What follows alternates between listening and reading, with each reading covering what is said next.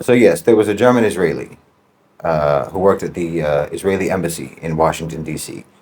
Him and his girlfriend died apparently from a shooting in D.C. and the alleged shooter shouted "Free Palestine" while he was being arrested at the scene. Now, obviously, there's going to be conspiracy theories about this, about it being potentially a false flag operation, and so forth, since Israel is increasingly losing Western support and Netanyahu is more desperate than he has ever been to try to save himself from imminent self-destruction. So it's not implausible, but in my opinion, unless and until there's real evidence to the contrary, then the explanation for the shooting should just be accepted. The obvious, apparent explanation should be accepted. It was probably a lone gunman who was probably politically motivated, just like Luigi Mangione. And murder is a very American problem-solving instinct. You know, we're almost 600 days into the demonic genocide in Gaza being perpetrated by Israel and by the United States. That's 50 months of wanton, inhuman carnage playing out on everyone's smartphones, on everyone's social media platforms. It's the most documented, the most visible, the most seen genocide in history. Israeli troops just shot at European diplomats just a day or so ago. There are daily massacres in Gaza. And Netanyahu has declared his explicit desire to completely wipe out the Palestinians in the most unequivocal language that any of us has heard since Hitler. And Donald Trump has signaled his absolute endorsement of ethnic cleansing. And at the same time, he's inventing allegations of ethnic cleansing against South Africa and pretending to be outraged about it. Look, you can't impose this kind of cognitive dissonance, this kind of hypocrisy, this kind of extreme moral and mental sadism on your population and not have some fuses short circuit, especially when your population is already habituated to violence and they're already disproportionately suffering from mental and psychological illnesses across the population. And they're already under enormous tension and pressure regarding their own economic situation. I mean, Americans are barely holding on to their sanity as it is. Your whole society seems like it's a social engineering project to see how much gaslighting, how much emotional abuse, and how much dysfunction human beings can be forced to take before they either implode or explode. You've banned people from boycotting. You crack down on protests. You jail and deport protesters. You ignore international law, you dismiss the institutions of international law, but you're basically steering people towards violence. That whole government, the American government, the whole government is acting like those FBI agents who coax and conspire and entrap people in violent plots of their own making. You punish all peaceful means of protest, and then you escalate in the policies that are being protested.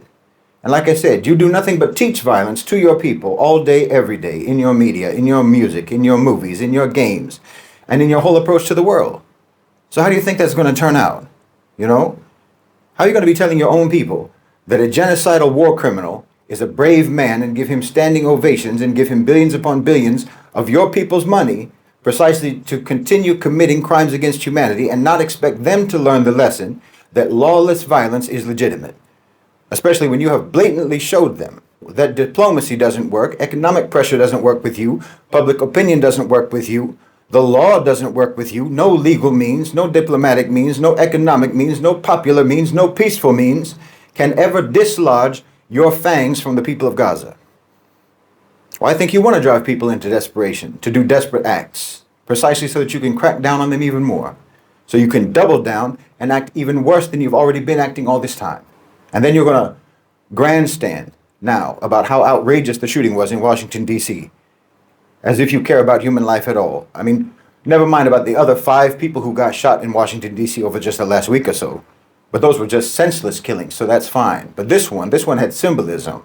This one can be exploited for political reasons. So now you care. Now your ideological mourning kicks in. Now the headlines can stretch across the continents. Now the hand-wringing can begin about the dangers of radicalization and hate speech and anti-Semitism and so forth.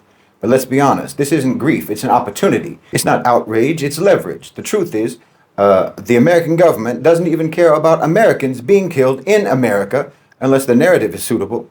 I mean, how many mass shootings, how many school massacres, how many African Americans are killed by the police and nothing moves the needle? But you let one bullet fly in the direction of your imperial narrative and suddenly the whole machinery comes to life. Suddenly the think tanks are drafting policy briefs. Suddenly Congress is passing resolutions. Suddenly terrorism is back on the menu. And all of it, of course, pointing in one direction, to suppress dissent. So let's be real.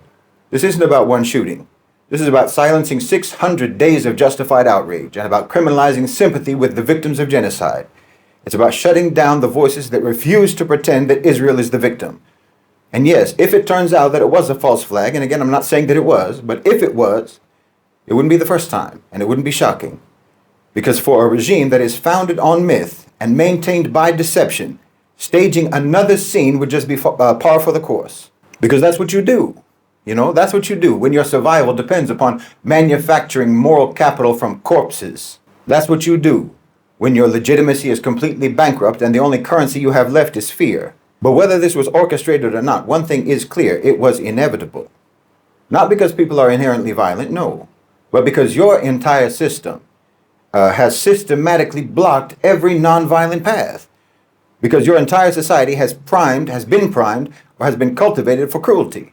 Because for 600 days, you have demanded that the world watch a live-streamed genocide and then cheer for the murderers. You've made empathy a crime. You've made protest illegal. You've made justice unreachable. And now you want to cry foul when your own citizens finally break under the weight of your lies. No. You don't get to play victim now. You don't get to cry terror when you're the ones who have institutionalized terror financially, militarily, psychologically, economically in every corner of this planet. You don't get to moralize about violence when you send hellfire missiles against tents. You don't get to quote Martin Luther King when you ban students from even saying Free Palestine. You don't get to invoke the sanctity of life when you funded the desecration of life for nearly 2 straight years with no remorse. If you want peace, then stop blocking the path to peace.